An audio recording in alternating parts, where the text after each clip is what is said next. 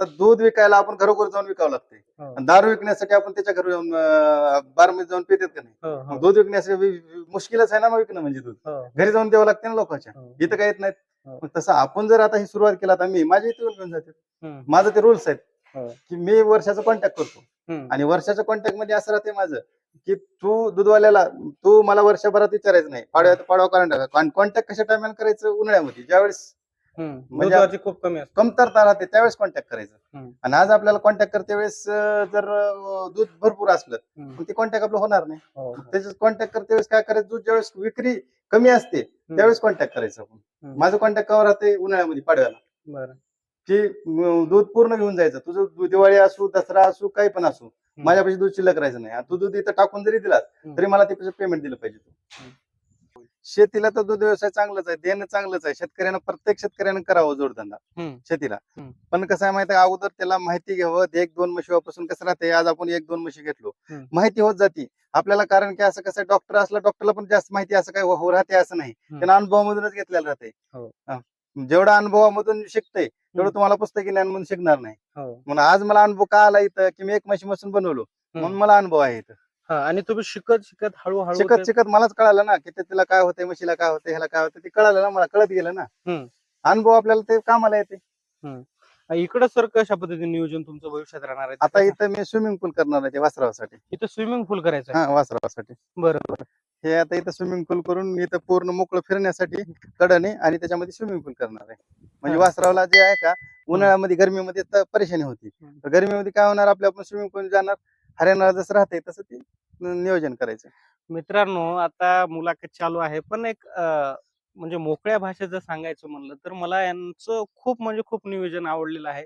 एवढं व्यवस्थित मॅनेजमेंट आहे. मी आता दूध व्यवसायाची मुलाखत घ्यायला आलो पण एका कुठल्या तरी मला कंपनीमध्ये किंवा एका वेल प्लॅन म्हणजे शेतकऱ्याचा प्लॅन कसा असलं पाहिजे, कशा पद्धतीने नियोजन असलं पाहिजे याचं संपूर्ण म्हणजे रेखावाद्यानं खूप सुंदर यांनी या ठिकाणी नियोजन केलेलं आहे. आणि अशा पद्धतीने जर नियोजन असेल तर एखादं काम करायचं म्हणलं त्या ठिकाणी आवड निर्माण होते. सगळं सुटसुटीत सगळं व्यवस्थित स्वच्छता सुंदर असेल तर त्या ठिकाणी माणसाचं मन लागते आणि आपण त्या ठिकाणी आपलं चांगलं उत्पन्न होऊ शकते.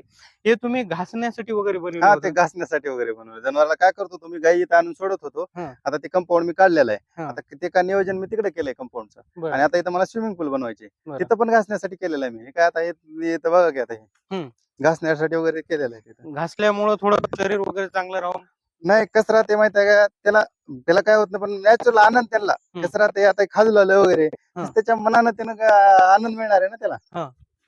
आता 20 महिन्यामध्ये गाभा गेला आता हे यायला महिन्यामध्ये वेळ. बरं घरचे स्वतःचे 20 महिन्यामध्ये बघा ना ते समोर. आता समोर ऍक्च्युअली परिस्थिती आहे तुम्हाला ते दिसते का 20 महिन्याचं? नाही. आता 3-4 वर्ष गाभा जात नाहीत. आज आपल्याचे किती वय छोटा आहे. त्याचं वजन आहे कम्फर्ट आहे समजा. वजन त्याला 250 किलो 300 किलोच्या पुढे गेले गाभण जाते. 3 वर्ष देखील झाल्यानंतरही काही लोकांना गाभण जात नाही. आता 20 महिन्यामध्ये गाभा गेले आपल्यापाशी. आता बघा 3 वर्षामध्ये व्यायला झाले आपल्यापाशी. 3 वर्षामध्ये आता हे वेणार आहे महिन्यामध्ये वेते. बरं पलीकडून बघा म्हणजे तुम्हाला ते कास वगैरे दिसते असं काही समजणार नाही समोर. म्हणजे गोळी पेंड आहे. आता म्हशीला एका म्हशीसाठी आपण कुठले कुठले घटक घालतो याच्यामध्ये? हे सरकी पेंड आहे. पुन्हा हे गहू आपलं गहू भुसा आहे. हे हरभरा चुन्नी आहे. हे गोळी पेंड आहे. आणि मका चुन्नी पण आहे ते फोडलं नाही होतं. हे 5 मिक्स करून देतो आपण. ते 5 मिक्स देता तर एका म्हशीसाठी 6 किलोचं प्रमाण 6 किलो ते 10 लिटरच्या पुढल्या म्हशीला 10-12 लिटरच्या पुढल्या म्हशीला आणि 10च्या मधल्या जे आहेत पार्ट्या झालेल्या आहेत त्यांना कमी देतो त्याच्या हिशोबानं. बरं आता आपल्या म्हशीकडे जे आहेत ते किती महिन्यापर्यंत सर्वसाधारण दूध देतात गाभण राहिल्यानंतर? गाभण राहिल्यानंतर 8 महिने दूध देतात माझ्यापाशी म्हशी. मला सोडावं लागतंय नाहीतर 9 महिने सुद्धा देतात. योजिस्त दूध देतात माझ्यापाशी. पण मी सोडून देतो 2 महिने त्याला गाभण प्लेट ठेवतो मी त्यांना. तर सर खूप लोकांचा कसा विषय असते आता सुरुवातीला म्हैस आपण आणल्यानंतर 7 लिटरची जर आपण म्हैस आणल्या तर गाभण गेल्यानंतर ती हळूहळू त्या टप्प्यानुसार दूध 3 लिटर 4 लिटर दूध देणार आहे ना. तर आपण अवरेज 7 लिटर शेवटपर्यंत धरू शकत नाही. नाही आज आम्ही 12-16 ची म्हैस आलेली अवरेज आम्ही 7-8 लिटर धरतो. शेवटपर्यंत अवरेज 7-8 लिटर. पूर्ण गोट्याचा अवरेज 8 लिटर राहते आपलं. पूर्ण गोट्याचा अवरेज तुमचा 8 लिटर राहते. बरं दोन्ही टाइमचं मिळून समजा एका म्हशीचं अवरेज 8 लिटर. 8 लिटर म्हणजे 12 लिटर दूध देणारी 12-13 लिटर दूध देणार असं तर अवरेज 8 लिटर. आज कसं आहे, 12ची राहत्या, कोणती 16ची राहत्या, कोणती हा. 17ची राहत्या, कोणती 7ची राहत्या, कोणती 5ची राहत्या. हम्म. म्हणजे आता शेवट पिरियड आला त्याचा गावांचा संपत आलेला. हो. 3 लिटर बी देत्या, 2 लिटर बी देत्या शेवट. हम्म. मग ते समद्याचा अवरेज मिळून येते 8 लिटरचं. बरं. म्हणजे आज म्हशी किती आहेत आपल्या, हम्म. तेवढं अवरेज घालायचं 8 लिटरचं अवरेज शेडचं. मला ते हम्म. ते समजायला सर्वाला समजेल की कमी वयात पण गावात जाते म्हैस. आता हे बघा, हे तिकडून आले ते तुमचा ते टप्पा म्हणलो ना वासराचा, हा. शेवटचा टप्पा हे वासराचा आली यायला झाली. आता हे मला ते दूध आता 1 महिन्यात चालू होतं याचं. इकडून बघल्यानंतर आता बॉडी स्ट्रक्चर नुसार ओळखू आलं. किती 2 वर्षाचे वगैर आहे. 20 महिन्यात गाभा गेली. आता हिचा 9वा महिना आहे, म्हणजे आता हिचं वय आहे 29 महिने. बरं. म्हणजे 20 महिन्यात गाभण गेली. हा, 20 महिन्यात गाभून गेली.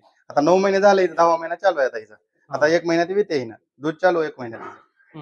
आणि इकडलं पाण्यासाठी तुम्ही कशा पद्धतीने कॉक वगैरे केले? हे पाण्यासाठी कसं आहे, लाईट वगैरे गेली हा. तर हे पाणी वगैरे मला इथं कंटिन्यू 24 तास चालू राहते. हा. हे काय हम्म. 24 तास. हा. आणि मेन कसं आहे माहिती आहे का, इथं जिथं आहे दूध काढताना बाहेर उठून लांब जायचं नाही. 5 मिनिटात ती धार निघाली पाहिजे तुमची.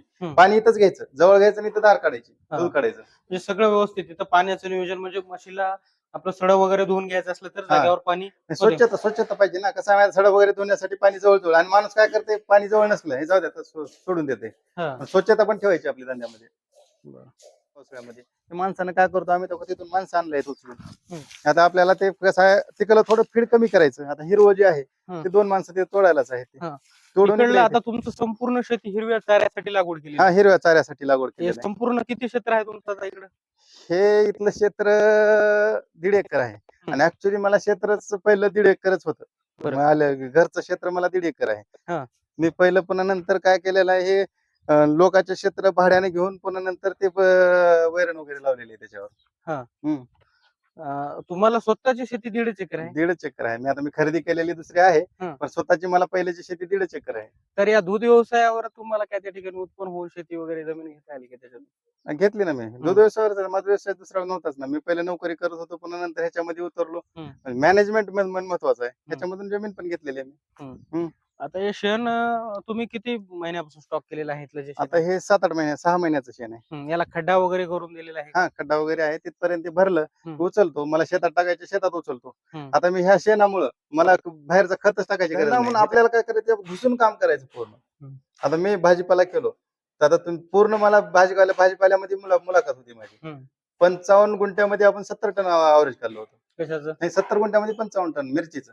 बरं. मी सुपर महाजाला मिरची केली होती त्यावेळेस. 55 गुंठ्यामध्ये 70 गुंठ्यामध्ये 55 टन अवरेज काढलं होतं. म्हणजे नियोजन कष्ट करण्याचे. मी एक असं माझ्यासारखं जर समजाने केले की बाबा त्याच्यामध्ये आपण केला 4 म्हशी आणलो, त्याच्यामध्ये पूर्ण घुसून काम करायचं की आपण ह्याला सक्सेसच करायचं, हा असं धंदा करायचा. म्हणजे आता मी तुम्हाला एक मुद्दा सांगलो पहिलं की दूध आपण 10 म्हशी आणल्या. आता 10 म्हशी आणल्या तर आपल्याला दूध विकायचंच माहित नाही. भोग समजायचं बघितलं ह्यानं एवढं. आता मेथी माझ्याकडे येते, भरपूर येते. ह्याने म्हणते मी जर सांगितलं असं तुम्हाला, तुमच्यासारखं जर सांगितलं ह्यानं करायला आम्हाला करू दे ना, तसं नाही भाऊ, तू कर पण अगोदर नियोजन न कर. असं माझं नियोजन राहते पहिलंच की तू अगोदर ती विक्री शिक. आपण मग प्रोडक्शन भरपूर करू शकतो, विक्री शिकली पाहिजे ना अगोदर. ओके, सांगा संपूर्ण तुमच्या दूध व्यवसायामध्ये एकूण दिवसाचं दूध किती आहे तुमचं? आता माझं दूध जाते 300 लिटर जाते दोन्ही टाइम्स मिळून? हा, दोन्ही टाइम्स. बरं, दुधाची विक्री कुठं करता तुम्ही? जागेवरच करतो मी. 60 रुपये लिटर जागेवर जाते. म्हणजे कोणी येऊन डेअरीवाले घेऊन जातात की कोण नेते? डेअरीवाले नाही. ते कसं आहे माहिती आहे का, मी काय करतो, हे धंद्याचं कसं राहते आपल्याला काय होते माहिती आहे का, 80 रुपये विकाय जाते. माणूस काय करते, नवीन धंदा केलं, चला 80 रुपयांनी चाललंय, तिथं विकू. हे नुकसान जाण्याचं कारण जे हेच आहेत. छोटे छोटे कारण जर शोधले आपण, तुम्ही जे म्हणला कंपनी, मी धंदा म्हणून हिसाब करत नाही. मी धंदा कंपनी सारखा मी धंदा करतो. कंपनीमध्ये काय आपल्याला चुकलं तर हुकतंय ते करतो. हे जे काय करायचं माहिती आहे का, आता दूध आपल्याला विकायचे तर असं 80 रुपये लिटर विकण्यापेक्षा आपण फिक्स करायचं, ह्याचं दूध आपल्याला विकावं, शिल्लक नाही राहिलं पाहिजे. आता मी दूध 1 वर्षाचा कॉन्टॅक्ट करतो दूधवाल्यांना. बरं. आता आपल्यापाशी दूध न्यायला येतात, त्याला 1 वर्षाचा कॉन्टॅक्ट राहते माझं की 1 वर्षात तू दिवाळी असू दसरा असू तुझं उरलं तर मला काही देणं घेणं नाही. मला 4 लिटर दूध घरी ठेवायचं आणि तू बाकीचं पूर्ण घेऊन जायचं. हम्म. हे असं कॉन्टॅक्ट राहते माझे आणि कंपनी इथून टाईप. समजा एक 5-10 रुपये जास्त जरी पडले आणि इथून तिथं दूध नेऊन द्या, त्याच्यासाठी माणूस वेगळा लागणार, ते खर्च लागणार, त्याच्यापेक्षा गोट्याहून डायरेक्ट हा 4-5 गोठ्यामध्ये रुपये कमी आलं नाही तरी चांगलं. तिकडे पण गेलेलं चांगलं, पण हम्म. कसं आहे माहिती आहे का, तिथं तुम्हाला ते त्याची विक्रीची शाश्वती पाहिजे. हम्म. की आज तुम्ही 20 म्हशी केला हम्म. आणि 20 म्हशीचं दूध विकते का ते तुम्हाला पहिल्या सुरू हो. नाही विकणार. हम्म. आज तुम्ही 2 घेतला, 2 म्हशीचं विकते, 4 घेतलो पुन्हा 4चं विकते, 6 घेतलो 6चं विकते. हम्म. मग असं काय करते माणसं, काय करते टोटल 20 म्हशी करावं आपण तिथे जाऊन विकावं 80 न विकते असं नसते. बाजारमध्ये कसं राहते माहिती आहे का, आपण पुढे जायचं राहते त्यासाठी थोडं थोडं थोडं टप्प्याटप्प्याने पुढे जायचं राहते. आज 1 लिटर इकडे, उद्या 2 litre, 4 litre, 10 litre, 20 litre, 25 litre, असं 50 लिटर, 100 लिटर. आज मी 300 लिटर पासून आलेलं आहे. मी आज 10 लिटर पासून 300 लिटर पर्यंत आलेलं आहे. पण मी त्याचं नियोजन पक्क करतो अगोदर. धंद्याचं आपलं आज किती आहे दूध, माझं किती दूध आहे 300 लिटर. आज जर माझं 300 लिटर दूध नाही विकलं, 300 मध्ये माझं 150 विकलं, 200 विकलं, 100चं नुकसानच आहे ना, नाशवंत आहे. मग ते कुठं काय करायचं, फ्रीज मध्ये ठेवायचं, 2 दिवस ठेवायचं, 3 दिवस ठेवायचं, पुन्हा नंतर ते नाही जर विकलं तर नुकसानच आहे. मग त्यासाठी अगोदर आपलं धंद्यात दूध किती निघतंय त्याचं नियोजन लावायचं. आपलं प्रोडक्शनपेक्षा विक्रीचं नियोजन लावायचं अगोदर. शेणाचं पाणी आणि मुतारी वगैरे आपण इकली, तिथली धुलेलं वगैरे मुतारी येते इथे. हे संपूर्ण मुतारीचं पाणी या ठिकाणी जाते. हा संपूर्ण मुतारी त्या ठिकाणी जाते पाणी. मुतारीचं पाणी पूर्ण त्या ठिकाणी आहे. शेणाच्या ठिकाणी येते. हे पण मुतारीचं आपलं पाणी काय करतो, यूज करतो शेताला आपण. हे सर खूप छान पद्धतीने तुम्ही या ठिकाणी केल्या. हे तुम्ही खड्डा केलेला आहे का पूर्ण? खड्डा खड्डा केलेला आहे पूर्ण. पूर्ण मी धुवलेलं ते मुतल्यालं समजा पाणी येते गोट्यातलं संपूर्ण सगळं पाणी पाणी या आहे. ठिकाणी हा येतं. येते आणि खाली समजा मुरल ना पाणी मध्ये नाही नाही नाही मुरणार नाही. काळी जमीन आहे ना, आणि जे आपल्याला जर हिंबरायचं असेल तर रेटाचं बांधकाम करून घ्यावं लागेल. आणि हे काळी जमिनीमध्ये मुरत नाही. मुरलं तर कुठे जाणार आहे, शेतातच जाणार आहे. आता संपूर्ण पाणी या ठिकाणी आलं, हा, या मलमूत्र ठिकाणी. असेल, मलमूत्र धुतलेलं सगळं वेस्टेज या ठिकाणी येणार. आणि इथून तुम्ही कशा पद्धतीने नियोजन केलं, तिकडे पाणी कशा पद्धतीने उचललं जाते? हे काय मोटर मोटर टाकलेली आहे मोटर तिथं. टाकलेले उचलतो मी मोटरनं. आणि ते गाळ म्हणजे ते वेगळ्या पद्धतीची मोटर आहे का? गाळ हा ते कसं राहते, ते वेगळ्या पद्धतीची मोटर राहते ते. हा मळपंप राहते ते. याचे काय फायदे होतात, कशा पद्धतीने असं? नाही याचे तर खूप फायदे आहेत ना आपल्याला. माणसाला नॅचरल जर आपण वापरलो, खत वापरायची गरजच नाही. आज मला हे काय 6 वर्ष झाले गवत लावणे. 6 वर्षात मी एकदा पण ह्याला खत टाकला नाही आपला ह्याचा पोत्याचा. मी हे पाणीच आहे, हे पाणी देतो आणि ह्याचं पाणी वाहून जाते आपल्या शेतात. 6 वर्षात एकदा पण खत टाकलं नाही. आणि समजात फर्स्ट येते ते, त्या खतापेक्षा फर्स्ट येते हे. ते 3 महिन्यात येत असेल तर हे 2 महिन्यातच येते.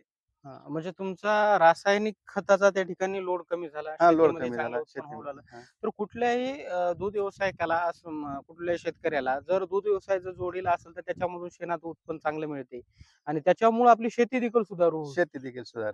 दुसरं कुठलं समजा पीक घेत असाल तुम्ही, ऊस घेत असाल किंवा कुठले पीक घेत असाल तर आता रासायनिक खतामुळे शेतीचं पूर्ण पोत त्या ठिकाणी उतरलेलं आहे. तर मग महिन्याला तुम्हाला या दुधाचं उत्पन्न बिल किती उत्पन्न येते तुम्हाला? आता माझं बिल येते 5 लाख, 5.5, 6 लाख पर्यंत जाते. 6 लाखापर्यंत म्हणजे मिनिमम 5 लाख पकडा. 5 लाख. आणि त्याच्यामध्ये खर्च किती जातो? खर्च एक 3 लाखापर्यंत जातो. 3 लाख खर्च जाते. 2 लाख रुपये तुम्हाला निवड. केव्हा 2 लाख रुपये राहतात. आपण जर स्वतः जर केलं तर 2 लाख राहतात. आणि समजा माणसावर ठेवलं तर 1 लाख रुपये राहतात. आता तुमचं इथं 50% वर चालू आहे का दूध व्यवसाय? म्हणजे बाहेरचे अर्धे माणसं, घरचे अर्धे माणसं आहेत का? हा नाही, आता घरच्या वरच्यावर कसं आहे, मी कमी केले. आता समजा टोटल बाहेरच्यावर आले. पहिल्या सुरुवात घरीच केलेली आहे. स्वतः आधी दोघं नवरा बायकोच करत होतो पहिलं. मग आता स्वतः तिकडे मी कसं आहे माहिती आहे का, हे धंदा करत करत करत आता दुसरी, आता मी माझ्या इकडे आलं, दुसरे पण धंदे करायचे असं ठरवले.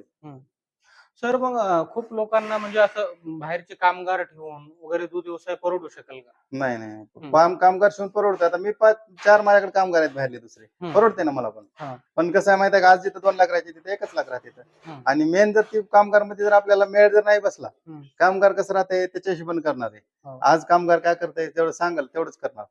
मग आज आपण इथं आलो, संध्याकाळी आलो, इथं काय कंपनी आहे ते टाक आपल्याला माहिती पाहिजे. अर्धी मेन आपल्याला माहिती पाहिजे. आणि तुम्ही आता एक महत्वाचा विषय ज्या पद्धतीने सांगितलाय की सुरुवातीला कुठल्याही दूध उत्पादकाने आपण स्वतः कष्ट करून दूध व्यवसाय आपला वाढविला पाहिजे. नंतर जसं तुम्हाला एका मोठ्या लेवलला गेल्यानंतर कामगाराशिवाय तर व्यवसाय होऊ शकत नाही. मग त्या लेवलला गेल्यानंतर तुम्ही ठेवू शकतो. पण त्या बिझनेस मधला, कुठल्याही बिझनेस मधले तुम्ही मास्टर असल्या पाहिजे. समजा एखादा हॉटेल जरी चालवायचं असेल तर त्या हॉटेल मालकाला, जे मालक आहे त्याला ती गोष्टी बनविता आला पाहिजे. तर त्या ठिकाणी काय कमी व्हायला, काय गोष्टी, सगळ्या गोष्टी लक्षात येतात.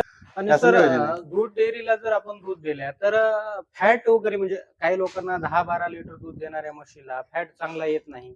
म्हणजे पातळ दूध असते असं देखील वाटते. तुम्ही डेअरीला वगैरे दूध दिल्यानंतर काय रेट मिळाला तुम्हाला?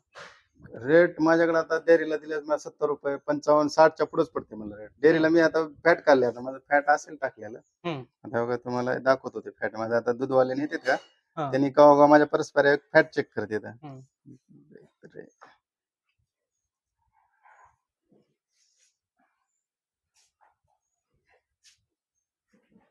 हे बघा फॅट आहे हम्म, दादा, बघा याला. म्हणजे हे बघा, माझं दुधाचं फॅट आहे. हा. आता हे दुधाचं फॅट बघा की तुम्ही आता का कमी पडतंय. आता कारण कसं आहे, आपण तुम्ही जे म्हणलो आता पहिल्या सुरू तुम्ही जे बोललो मॅनेजमेंट समजा मिक्स दिलं पाहिजे तर फॅट पडणार आहे त्याला. हे फॅट किती आहे? 8.1 हा 8.1 8. 9.3 हा. आणि 29 आपला डिग्री. हा. हे SMS पुन्हा SNF राहते. हे 4.84 3.86 8.1 9.1 फॅट आहे ते. हो 8.1 यांचा फॅट आहे Fat आहे. आणि 9.3 एसएनएफ आहे. हा म्हणजे SNF पण खूप चांगला फॅट आहे बऱ्यापैकी. काय आहे, इथं आहे का? आत्ताच आहे फॅट ह्या महिन्याचा आहे. तर मित्रांनो आपण फॅटचा विषय निघाला तर त्यांनी डायरेक्ट लाईव्ह दाखवले आहे की हे आमचा म्हणजे दूधवाले जे घेऊन गेल्यानंतर चेक केल्यानंतर हे दर मिळतो त्यांना. म्हणजे हे सर्वसाधारण हे जे फॅटला काय दर आहे आता? 8. हे फॅटला आता बघा की आता 9 रुपये 8 रुपये दर आहे त्याचा ते फॅटचा. हा. 8 आपला 8 64 रुपये भाव पडला ना. 64 रुपये लिटर दूधाला भाव पडते. हा 72 रुपये भाव पडते ना ते. म्हणजे थोडक्यात दूध व्यवसायामध्ये डेअरीला सुद्धा एखाद्याला समजा जो दूध घेणार कोणी नसेल तर डेअरीला जरी दूध दिलं तरी चांगला फॅट ठिकाणी मेंटेन होऊ शकतो. आणि त्याचं म्हणजे 60च्या पुढे भाव पडत आहे. तुम्ही जर मॅनेजमेंट व्यवस्थित केली, कडवा सुका त्याला वल्ला हे मिक्स केलं समजा तर पुन्हा भाव पण चांगला पडते. आणि महत्वाचं तुम्ही आता सांगितल्यासारखं फिडिंग खूप महत्वाचं आहे. फिडिंग ब्रीडिंग म्हणतात आणि मॅनेजमेंट. फिडिंग ब्रीडिंग आणि मॅनेजमेंट हे दूध व्यवसायाचं रहस्य आहे मित्रांनो. 3 गोष्टी जर आपल्या व्यवस्थित असेल तर दूध व्यवसायाला कुठेच नुकसान होणार नाही 100%. आणि मेन काय होते माहिती आहे का, हे आता ते तुम्हाला एक मुद्दा ते फॅटचा विचारलो तुम्हाला. हे काय होते ते दिवसभर वैरण टाकत राहते. दिवसभर वैरण टाकत राहण्याने त्याचे ते आपले जे रोध करण्याची जी राहते ते रोधच करत नाही, रवंतच करत नाही. मग ते फॅट कुठून पडणार आहे, त्याचं दूध कुठून चांगलं निघणार आहे त्याचं. त्याच्यासाठी त्याला तुम्हाला ते टाइम टू टाइम काम केलं पाहिजे त्याच्यावर. आपण जसं जेवल्यास टाइम टू टाइम जेवल्यास तर रिझल्ट चांगला मिळते शरीराला, तसं त्यांच्या पण शरीराला टाइम टू टाइम जेवलं तर रिझल्ट चांगला मिळणार आहे आणि रोहन जास्त करणार आहे त्यांनी. आणि तुमचं आता दुपारचं संपूर्ण म्हणजे जनावर मॅनेजमेंट झालं. आता आपण आहेत म्हणून ते उठलेत म्हशी, आज बसलेले राहतात, पूर्ण एक वेळेस बसतात, पूर्ण एक वेळेस खातात, पूर्ण एक वेळेस हाकतात सध्या त्यांनी. पूर्ण त्याचं एक वेळेस राहते. ते आपल्याला देखील काम करायला सोपं जाते. सोपं जाते. तर मला सांगा, शेवटचा प्रश्न आपल्याला विचारायचा आहे की आता सध्या बेरोजगारीचं प्रमाण भरपूर आहे, नोकऱ्या नाहीत, शेतीमध्ये हमी भाव नाही म्हणून शेतकऱ्याचा खूप म्हणजे प्रॉब्लेम आहे. तर अशा परिस्थितीमध्ये शेतकऱ्याला दूध व्यवसायाबद्दल आशावादी आहेत आणि खूप संभ्रम देखील आहेत. म्हणजे काही लोक म्हणतात उत्पन्न उरते, काही उरत नाही. तर अशा परिस्थितीमध्ये तुम्हाला काय वाटते, दूध व्यवसाय खरंच फायदेशीर आहे का? दूध व्यवसाय केला तर फायदेशीर आहे, नाही जर केलं तर आता जसं जर म्हणलं तुम्ही 50-50 मी त्याचा हे देतो.